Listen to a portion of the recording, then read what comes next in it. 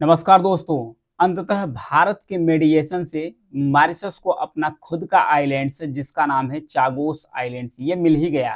पिछले 50 सालों से ब्रिटेन इस पर कब्जा करके रखा था। तो अब ये एक समझौते के तहत और भारत के मेडिएशन के तहत ये जो चागोस आइलैंड्स है मॉरिशस का पहले ये हिस्सा था, मॉरिशस को मिल गया। तो ब्रिटेन इसको कब्जा कैसे किया था इसके बारे में भी समझेंगे और समझेंगे साथ ही ये जो आइलैंड्स है इसका इतना ज़्यादा इम्पोर्टेंस क्यों है, क्योंकि ब्रिटेन इसे छोड़ना क्यों नहीं चाह रहा है, क्योंकि मॉरिशस का आइलैंड्स है तो ब्रिटेन क्यों नहीं छोड़ना चाह रहा था। इसका एक बहुत बड़ा आइलैंड्स है, मतलब कि जो चागोस आइलैंड्स है इसका एक बड़ा आइलैंड्स है जिसका नाम है डियो गार्सिया। अभी भी ब्रिटेन और अमेरिका का यहाँ पर जो सैन्य बेस है, यहाँ पर मिलिट्री बेस बना कर रखे हैं, ये 99 साल के लिए अभी भी लीज पर है। ये जो डियो गार्सिया है ये दिया नहीं गया, क्योंकि इसका भी जियो पॉलिटिक्स जो महत्व है ये बहुत ज़्यादा है, बहुत ज़्यादा इसका भी इम्पोर्टेंस है। तो आइए समझते हैं क्या कहे हैं जो मॉरिशस के प्रधानमंत्री जो मॉरिशस के प्रधानमंत्री हैं जिनका नाम है प्रविंद जुगनाथ। इन्होंने भारत का शुक्रिया अदा किया है और भारत का जो प्रधानमंत्री हैं उनका भी शुक्रिया अदा किया है। इन्होंने इनके द्वारा जो प्रधानमंत्री हैं मॉरिशस के, इनके द्वारा कहा गया कि उपनिवेशवाद के खिलाफ लड़ाई में जिन देशों ने मेरा साथ दिया है मैं उन सभी का शुक्रगुजार हूँ। तो इन्होंने ऐसा क्यों कहा, क्योंकि वोटिंग हुई थी ना, यूनाइटेड नेशन में जब वोटिंग हुई थी तो जो 94 कंट्री है, 94 कंट्री इंडिया सहित ये जो मॉरिशस है, मॉरिशस के सपोर्ट में वोटिंग किया था।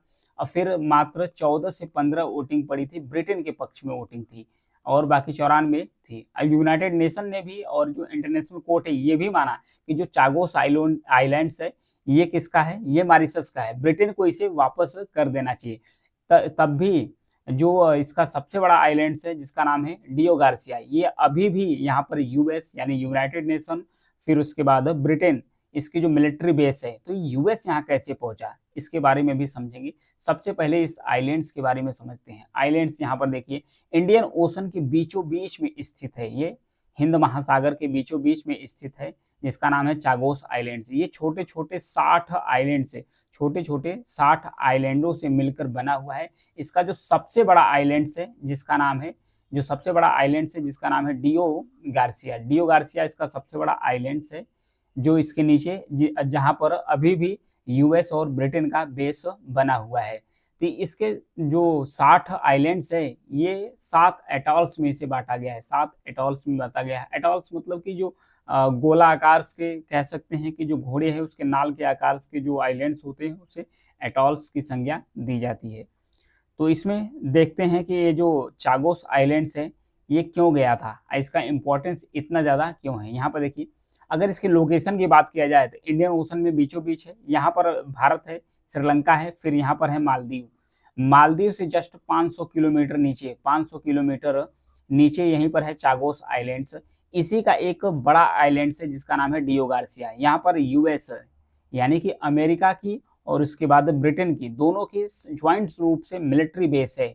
और समझौता हुआ, जब समझौता होने के बाद जब चागोस आइलैंड्स मॉरिशस को दिया गया तो मॉरिशस से यहाँ पर देखिए मॉरिशस है नीचे, मॉरिशस को जब दिया गया तो मॉरिशस से यह कहा गया कि अभी जो डियो गार्सिया है ये 99 साल की लीज पर, 99 साल की लीज पर अभी भी यूएस और ब्रिटेन के पास रहेगा।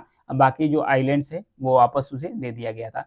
मॉरिशस की जब आज़ादी हुई थी, मॉरिशस को आज़ादी मिली थी, आज़ादी से पहले ही जो डियो गार्सिया है ब्रिटेन ने किसको दे दिया था, ब्रिटेन ने दे दिया था अमेरिका को, यानी कि यूएस को दे दिया था। 1966 में ही दे दिया था, 1966 में दे दिया था, जबकि आज़ादी उसको 1968 में मिली थी। फिर 50 साल के लिए लीज पर दिया था, फिर धीरे धीरे 20 साल तक और भी बढ़ा दिया गया। डियो गार्सिया में अमेरिका ने अपना वायु और नौसेना का जो बेस है, ये दोनों यहाँ पर देखिए मिलिट्री बेस हो, वायुसेना और नौसेना दोनों का बना कर रखा है। अब तो इसके कब्जे में है ही। फिर उसके बाद समझते हैं कि ये जो डियो गार्सिया है इसको लेकर एक बार ब्रिटेन और जो यूएस है इसमें भी विवाद हो चुका है। वो कैसे हुआ है, यूएस और, क्योंकि 100 लोग श्रीलंका से जा रहे थे, श्रीलंका से 100 लोग जा रहे थे कहाँ पर, इसी डियो गार्सिया आइलैंड्स पर जा रहे थे। तो यहाँ पर जो नाव थी, नाव से होकर कनाडा जा रहे थे, तो यहीं पर रुकने के लिए कोशिश, क्योंकि नाव खराब हो गई थी, यहाँ पर रुकना चाह रहे थे। लेकिन अमेरिका ने इन्हें, अमेरिका की जो नौसेना है इन्हें अरेस्ट कर लिया था। जब अरेस्ट कर लिया था तब फिर इस चीज को लेकर ब्रिटेन नाराज भी हो गया था। इससे लेकर थोड़ा विवाद ब्रिटेन और अमेरिका के बीच में भी बढ़ गया था। तो ये तो चागोस आइलैंड्स की कहानी है। अब समझते हैं कि ये जो चागोस आइलैंड्स है, ये ब्रिटेन के कब्जे में गया कैसे? सबसे पहले इस पर किसका अधिकार था? तो सबसे पहले इस पर जो जो फ्रांस है, फ्रांस का अधिकार था, यानी कि फ्रांस के कब्जे में था, जो डियो गार्सिया था। यहाँ पर इंडियन ओशन है, ये चागोस जो आइलैंड्स है, इस पर सबसे पहले कब्जा किसका था? फ्रांस का। तो फ्रांस का कब्जा था, तो फ्रांस ने किया क्या था, यहाँ पर कंपनी स्टैब्लिश की, यहाँ पर बागान फ्रांस के द्वारा लगाया गया था। तो अफ्रीका से और कुछ इंडिया से, इंडिया मूल के जो लेबर लाया, इंडिया से भी लेबर लेकर आया, फिर उसको अफ्रीका से भी लेबर लेकर आया। तो अपने बागानों में काम कराने के लिए फ्रांस से यहीं पर स्टैब्लिश करा दिया। जब यहीं पर स्टैब्लिश करा दिया, तो ये जो यहाँ पर इंडियन मूल के और जो अफ्रीकन मूल के लोग हैं, यहीं पर रहना शुरू कर दिए चागोस आइलैंड्स पर। इसीलिए ये द्वीप उन्हीं का, चागोसियों का हो गया था, उसी समय हो गया था। लेकिन इंडियन ओशन में जो ब्रिटेन था उस समय, जब ब्रिटेन, भारत भी उस समय ब्रिटेन का उपनिवेश था, यानी गुलाम था, तो ब्रिटेन उतना पावरफुल कंट्री था कि उसके नेवी के आगे किसी भी और देश की नेवी नहीं चल पाती थी। तो अंततः ब्रिटेन और फ्रांस के बीच में जब लड़ाई हुई, और फिर उसके बाद 1814 में एक समझौता हुआ, जिसे पेरिस समझौते के नाम से जाना जाता था। तो पेरिस समझौता जब हुआ, तो ये जो चागोस आइलैंड्स है, फ्रांस ने किसे दे दिया? फ्रांस ने दे दिया ब्रिटेन को। जब फ्रांस ने ब्रिटेन को दे दिया, तब से ब्रिटेन के कब्जे में आया था, ब्रिटेन से कब्जे में आया था। ब्रिटेन ने इसे आज़ादी कब दी थी? 1968 में। आज़ादी से पहले 1966 में ही ये यूएस को अपना, इसका जो सबसे बड़ा आइलैंड है डियो गार्सिया, ये यूएस को दे दिया। अभी भी जब समझौता हुआ है, तो चागोस आइलैंड तो मिल गया है मॉरिशस को, लेकिन जो डियो गार्सिया है, अभी 99 सालों के लिए लीज पर, यानी कि पट्टे पर रहेगा, किसके खाते में? अमेरिका। और उसके बाद ये है अमेरिका, और फिर जो ब्रिटेन है उसके कब्जे में रहेगा। ये इतना ज़्यादा महत्वपूर्ण क्यों है? क्यों अमेरिका और ब्रिटेन क्यों नहीं छोड़ना चाहता था? क्योंकि यहाँ पर देखिए, सबसे बड़ी बात कि ये जो आइलैंड्स है ना, ये है इंडियन ओशन के बीचों बीच में। यहाँ से ये देख सकते हैं, जो रेड सी है, मलक्का स्टेट है, यहाँ रेड सी है, और फिर यहाँ पर हॉर्मुज स्टेट है। यहाँ से भी व्यापार, और जो भूमध्य सागर से होकर व्यापार होते हैं सुएज नहर के माध्यम से।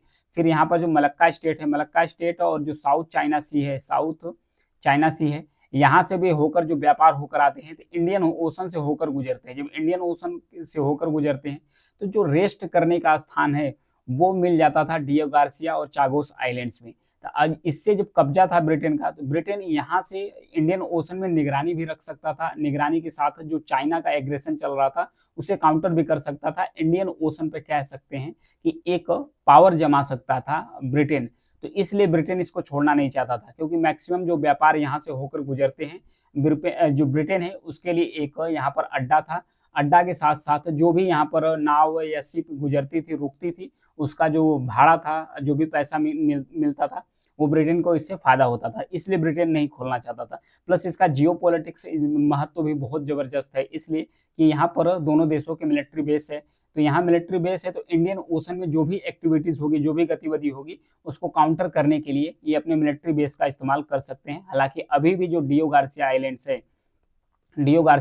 है 99 साल के लीज पर अभी भी यूएस और उसके बाद जो ब्रिटेन है, इसके पास ही है, और दोनों देशों की जो मिलिट्री बेस है, इस पर अभी भी अवस्थित है। हालांकि जो आइलैंड्स है पूरी तरीके से मॉरिशस को मिल गया है। मॉरिशस काफ़ी खुश है, भारत का भी धन्यवाद किया है, और हर वो देश का धन्यवाद किया है जिसने मॉरिशस का वोटिंग में सपोर्ट किया था। ये था डियो गार्सिया मॉरिशस के बारे में। Thank you.